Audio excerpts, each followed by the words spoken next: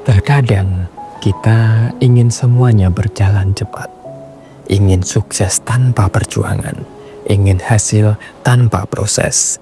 Tapi hidup tidak bekerja seperti itu. Segala sesuatu ada waktunya. Yang menanam hari ini tidak langsung memetik besok. Butuh kesabaran, butuh usaha, dan butuh keyakinan. Mengaji hening bersama Dr. Fahrudin Faiz. Mari kita belajar bersama. Ada sebab, ada akibat. Kalau ingin akibat yang bagus, ya ciptakanlah sebab yang bagus. Kita kalau ingin sukses juga perlu kesabaran, menunggu momen, menunggu waktunya. Karena segala sesuatu ada waktunya. Ada waktu menanam, ada waktu memelihara, ada waktu memetik buahnya. Segalanya butuh proses. Tidak ada yang ujuk-ujuk setelah ditanam terus buahnya muncul.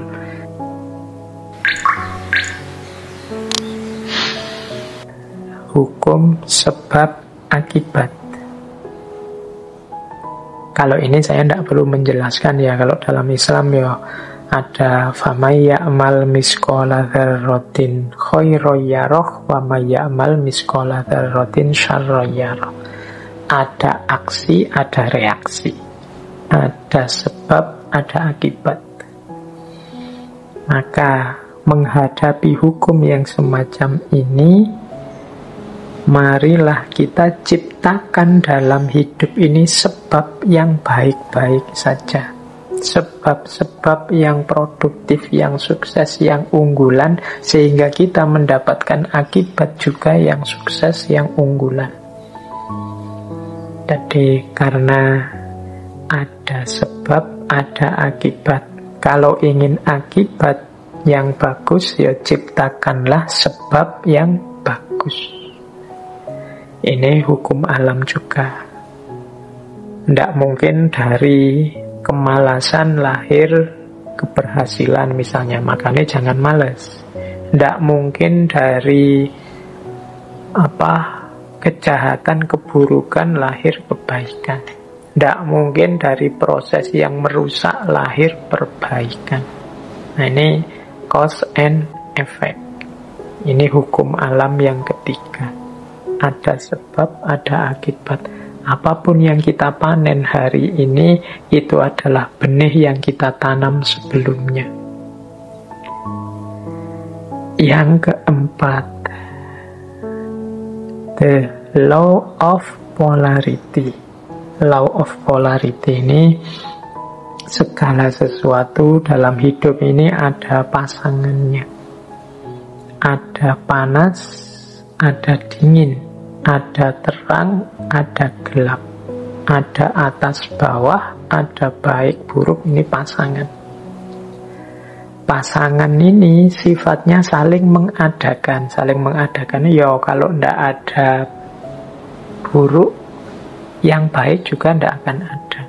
Adanya yang baik karena ada yang buruk. Ini namanya saling mengadakan. Kalau semua orang sama, semua baik, semua, ya dia tidak disebut baik, ya standar saja. Dia disebut baik karena ada yang buruk. Disebut terang karena ada situasi gelap. Disebut atas karena ada bawahnya. Bawah saja tidak ada atas, tidak mungkin. Atas saja tidak ada bawahnya, tidak mungkin. Jadi dia saling mengadakan, saling mendukung keberadaan masing-masing. Oke, jadi situasi the law of polarity ini membuat kita nanti tidak mudah melihat satu sisi saja dari sesuatu, tapi harusnya kita melihat secara lebih lengkap. Jadi ada orang baik loh, terus kita puji, kita senangi total 100%. Dia dengan segala kebaikannya. Tiba-tiba dia melakukan sedikit atau satu keburukan. Runtuhlah kepercayaan kita yang darinya sangat cinta jadi sangat benci. Kita lupa bahwa namanya masih manusia, masih duniawi, itu pasti berpasangan. Ada baiknya, ada buruknya. Ya mungkin kadar dan ukurannya berbeda-beda, tapi pasti ada pasangan-pasangan ini. Kita sering tidak siap menerima situasi yang kebalikan dari kenikmatan, kenyamanan yang kita rasakan hari ini. Padahal itu ya berpasangan. Ada enak, ada tidak enak. Di balik kenikmatan, di sisi sana ada ketidaknikmatan. Itu selalu ada. The law of polarity ini di falsafah hidup yin yang. Tapi the law of polarity ini juga salah satu dari 7 cosmic law. Salah satu hukum semesta. Baik, nanti kita lanjutkan kalau yang keempat ini ya. Yang kelima, the law of rhythm. The law of rhythm ini, hidup ini mengalami siklusnya masing-masing. Hidup ini ada perputarannya. Siang, malam, kelahiran, kematian, kemunculan, kepergian, dan lain sebagainya. Namanya rhythm, iramanya hidup. Nah, segalanya ada awalnya, ada akhirnya. Ini the law of rhythm. Beberapa kali saya ceritakan kan ada kisah sufi, seorang sufi yang punya jargon, ini pun akan berlalu. Mengalami apapun, apakah itu kesenangan, apakah itu kesedihan, pada saatnya juga akan berlalu. Seberat apapun, seperti apapun. Termasuk pandemi ini, dia ada awal kehadirannya, pasti nanti ada akhir kepergiannya. Itu the law of rhythm. Jadi kalau kita mengalami situasi apapun, sadarlah bahwa situasi ini akan berakhir. Yang sedang sedih, ingatlah kesedihanmu pada saatnya akan berganti kegembiraan. Yang sedang gembira, wong namanya kita hidup, pada saatnya juga akan ada masalah dan kegembiraan akan bertemu dengan kesedihan. Itu namanya the law of rhythm. Hidup ini ada siklusnya. Yang sedang di bawah jangan putus asa, yang sedang di atas jangan jumawa. Karena kita ini berputar. Ini namanya the law of rhythm. Untuk the law of rhythm ini, baik, kita lanjutkan. Yang keenam, the law of gestation. The law of gestation itu bunyinya begini. Segala sesuatu perlu waktu untuk terjadi. Tidak ada yang ujuk-ujuk sempurna, tidak ada yang ujuk-ujuk utuh. Segala sesuatu dalam hidup ini butuh proses, perlu waktu. Jadi makanya kita kalau ingin sukses juga perlu kesabaran, menunggu momen, menunggu waktunya. Karena segala sesuatu ada waktunya. Ada waktu menanam, ada waktu memelihara, ada waktu memetik buahnya. Segalanya butuh proses. Tidak ada yang ujuk-ujuk setelah ditanam terus buahnya muncul. The law of gestation.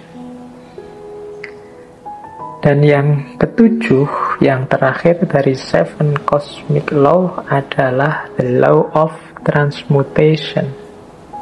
Segala sesuatu berubah. Jadi segala sesuatu, karena hidup ini di dunia pastinya dinamis. Segalanya berubah.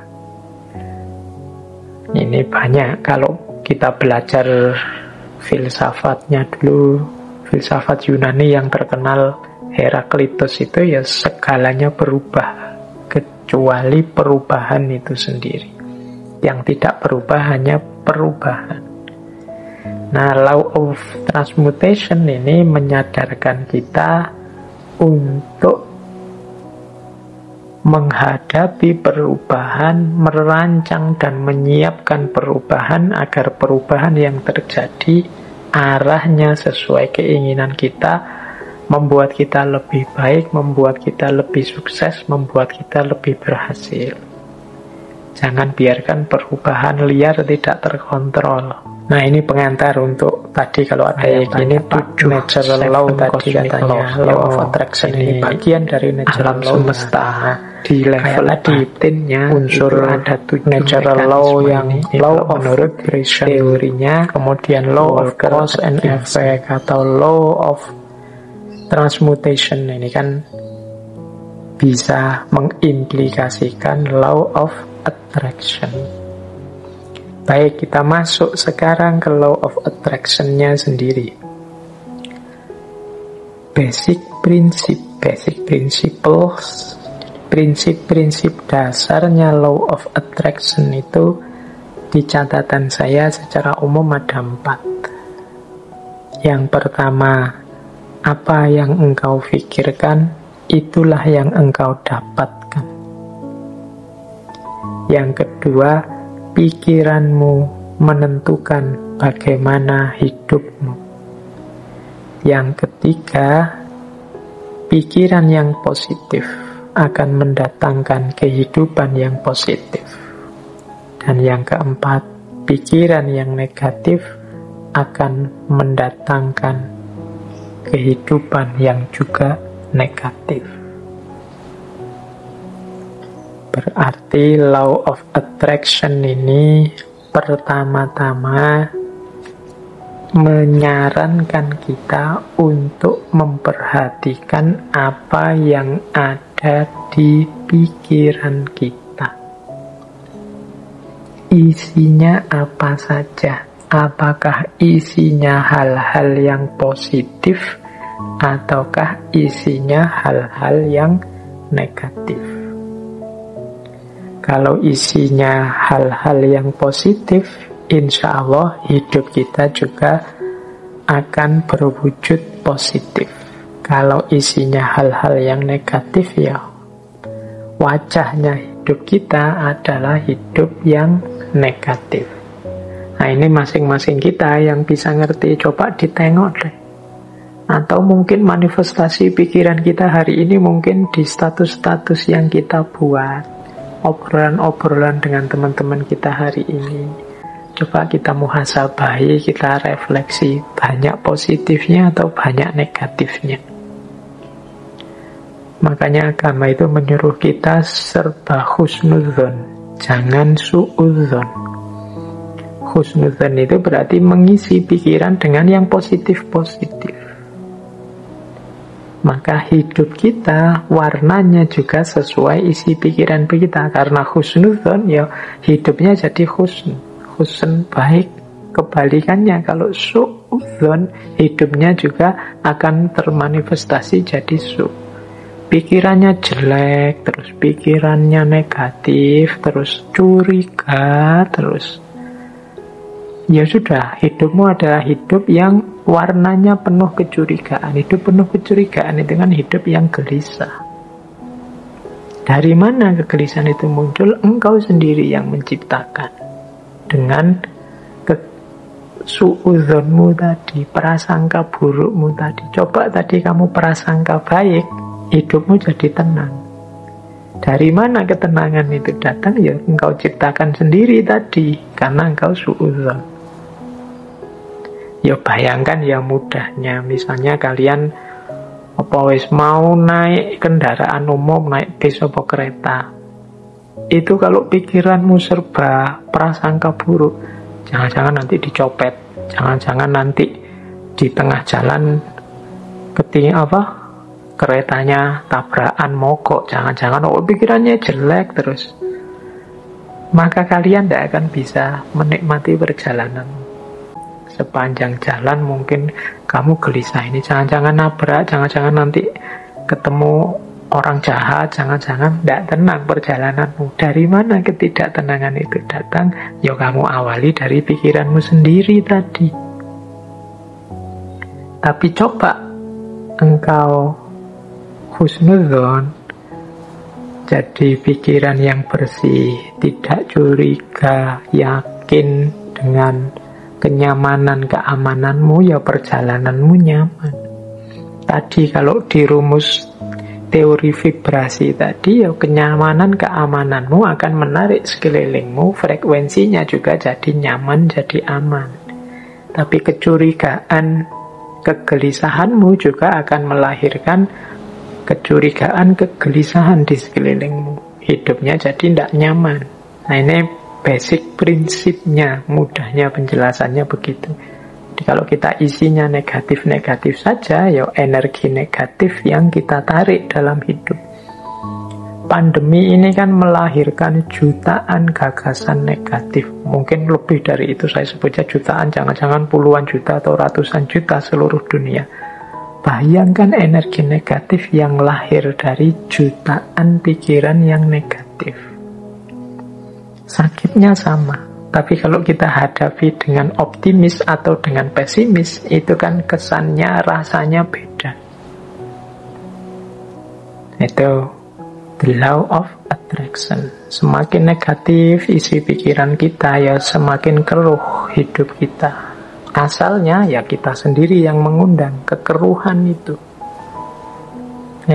Makanya ada quotes dari Napoleon Hill. Napoleon Hill ini juga tokoh spiritualis yang sering juga menulis buku-buku coraknya self-improvement atau self-help. Dia bilang begini, keep your mind fixed on what you want in life, not on what you don't want. Ini beliau ngasih tips. Simpanlah di kepalamu, isi saja dengan apa yang engkau inginkan, bukan apa yang tidak engkau inginkan. Contohnya misalnya tadi ya, mau naik kendaraan umum, kereta atau pesawat. Niatnya apa? Saya naik pesawat semoga aman. Ini lebih positif daripada saya niat naik pesawat semoga tidak tabrakan. Nah, ini kata-kata tidak tabrakan ini oleh Napoleon Hill disebut negatif. Jadi mending kita pakai kalimat yang positif untuk menghadirkan tadi energi dan vibrasi yang positif. Jadi simpanlah hal-hal yang positif di kepala, bukan hal yang negatif. Begitu kita, misalnya hari ini ada pandemi, ya mari kita berdoa semoga kita sehat. Bukan fokus pada semoga penyakitnya tidak menyerang kita. Itu ada tidaknya. Tidak itu mudahnya didefinisikan sebagai negatif. Nah, negatif-negatif ini ya akan berkumpul energinya di sekeliling kita. Jadi lebih baik menggunakan kalimat yang positif. Insya Allah Indonesia akan berhasil mengatasi pandemi ini. Insya Allah upaya yang dilakukan pemerintah akan sukses. Nah, ini menghindari kalimat-kalimat yang negatif. Jangan-jangan meskipun sudah begini masih belum sukses. Jangan-jangan itu kalimat-kalimat kekhawatiran, kalimat-kalimat negatif akan berpengaruh. Jadi kuncinya the law of attraction itu hindari pikiran-pikiran negatif, hindari pernyataan-pernyataan yang negatif.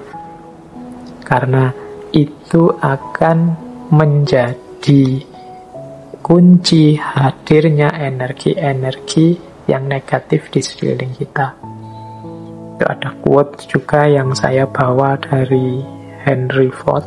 Teman-teman mestinya kenal tokoh ini. Ini berhubungan dengan otomotif ini, Henry Ford. Ada quote yang terkenal sekali dari Henry Ford ini, whether you think you can or you can, either way you are right. Apakah engkau menganggap dirimu mampu atau tidak, dua-duanya benar. Kita kan sering menggunakan kalimat-kalimat yang mengekspresikan ketidakmampuan diri. Aku ndak bisa baca loh, aku ndak cakep loh, aku ndak bisa ngomong di depan publik loh, aku ndak bisa menari, aku ndak bisa berenang, aku ndak bisa menyanyi. Ya sudah, karena kita sendiri deklarasi kita ndak bisa, ya akhirnya ya kita memang ndak bisa. Padahal kalau mau kita bisa kok. Saya ndak bisa Pak ngomong di depan orang banyak, jadi ya iso. Cuma karena sudah merasa tidak bisa, ya selesai dengan ketidakbisaanmu. Saya tidak bisa Pak kalau harus menyanyi itu, saya menyanyi itu trauma sekali. Mungkin ya bisa, kalau kamu mau belajar tetap bisa. Semua orang mungkin ya bisa nyanyi, cuma ya karena tidak mau saja, akhirnya ya memang tidak bisa beneran. Wah, matematika itu saya tidak bisa Pak. Wah, filsafat itu apalagi Pak, puyeng saya tidak bisa. Ya sudah, engkau menganggap tidak bisa, ya engkau tidak bisa. Kalau kamu percaya engkau bisa, pasti engkau juga bisa. Jadi whether you think you can or you can, either way you are right. Kamu anggap dirimu bisa, ya benar. Kamu anggap dirimu tidak bisa, ya benar. Karena tadi terlanjur kamu anggap dirimu tidak bisa, ya sudah, berarti kamu memang tidak bisa. Padahal sebenarnya kalau kamu sadar bahwa engkau bisa, ya sebenarnya engkau bisa. Saya matematika tidak bisa Pak. Sebenarnya ya engkau bisa, tapi engkau menolak untuk bisa saja. Saya bahasa Inggris itu tidak bisa Pak. Ya janjane ya bisa, cuma kamu menolak saja untuk bisa. Kalau mau belajar pasti bisa. Oke, jadi ini contoh bagaimana pikiranmu menentukan hidupmu. Karena tadi kamu sudah merasa ndak bisa, ya wes, memang akhirnya engkau ndak bisa beneran dalam kenyataannya.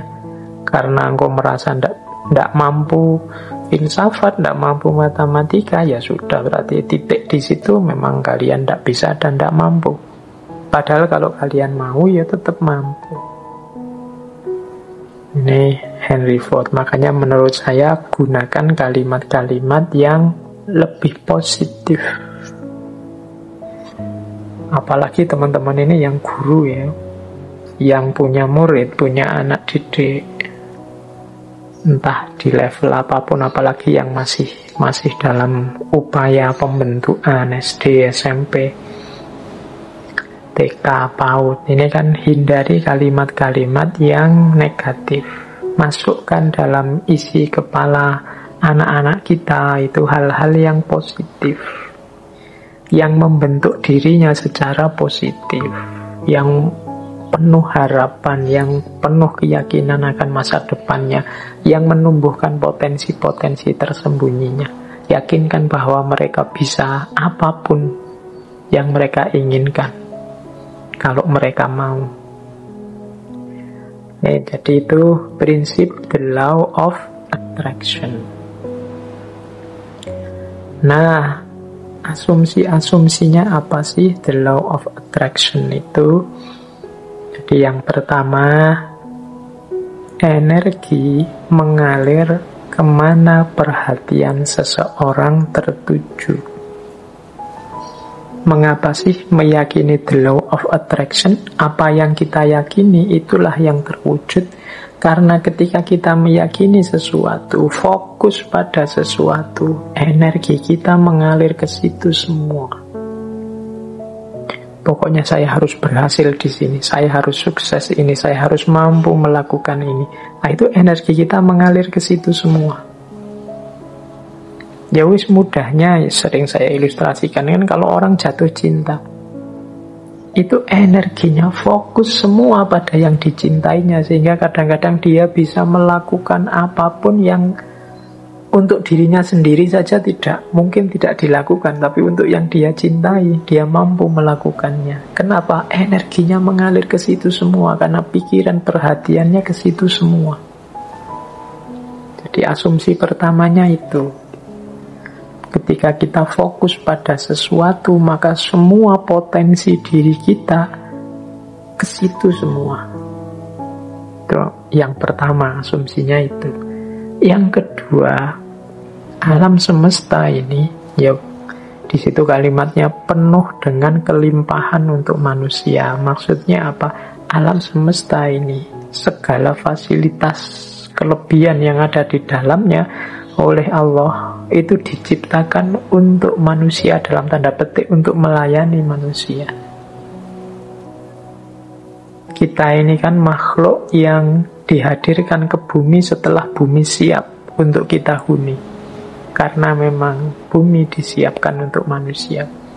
maka apapun sebenarnya yang kita inginkan, yang kita harapkan dalam hidup ini pasti difasilitasi oleh alam semesta sekeliling kita. Tinggal kita mau atau tidak. Nah, itu asumsi kedua. Berarti kuncinya ada pada keinginan dirinya manusia. Asumsi yang kedua, mengapa kok pikiran kita nanti yang menjadi kunci. Yang ketiga, kemampuan atau potensi manusia itu sangat jauh lebih besar, jauh lebih luas daripada yang kita sadari saat ini.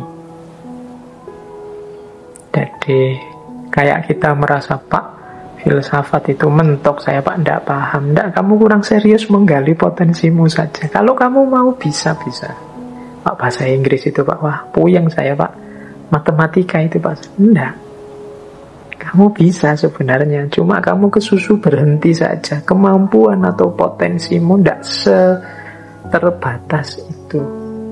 Allah memberimu potensi yang luar biasa. Harusnya engkau jadi orang yang luar biasa. Harusnya setiap orang kalau mau dia bisa jadi luar biasa. Kemampuan dan potensimu cukup untuk apapun yang engkau cita-citakan, engkau inginkan. Itu asumsi ketiga. Asumsi keempat, hidup ini tujuan dan isinya tergantung pada keputusanmu sebagai manusia. Jadi kita ini, kalau bahasanya agama, kita ini khalifahnya. Wajahnya hidup ini tergantung kita. Termasuk hidup kita ini ingin jadi apa, ingin seperti apa. Kuncinya di kita sendiri. Dan pilihan-pilihan hidup itu tidak terbatas. Pak, saya ini anak desa, bapak saya cuma tani, berarti cita-cita paling tinggi paling saya bisa itu. Enggak ya, kalau kamu matok serendah itu cita-citamu, ya enggak jauh-jauh dari situ. Panjang setinggi mungkin. Pilihan banyak, enggak terbatas. Wawasanmu harus luas. Jadi pilihan hidup itu banyak, silahkan engkau pilih. Kuncinya ada pada dirimu sendiri. Engkaulah yang menciptakan kehidupanmu. Jadi rentetan asumsi ini, energi itu mengalir, fokusmu kemana tertuju. Kalau engkau fokus hanya pada hal-hal itu yang sepele-sepele, yang biasa-biasa saja, ya hidupmu akan terbentuk secara sepele dan biasa-biasa saja. Tapi kalau engkau fokus pada hal-hal besar yang luar biasa, ya hidupmu akan terbentuk secara luar biasa. Jangan takut, alam semesta pasti menyediakan semua fasilitas yang engkau butuhkan. Kuncinya hanya ada pada dirimu, mau atau tidak, siap menggali kemampuanmu sendiri atau tidak, berani memilih, memutuskan atau tidak. Apapun yang engkau putuskan, engkau pasti mampu mewujudkan, dan alam semesta akan membantumu, dan energimu akan fokus ke sana untuk melahirkannya.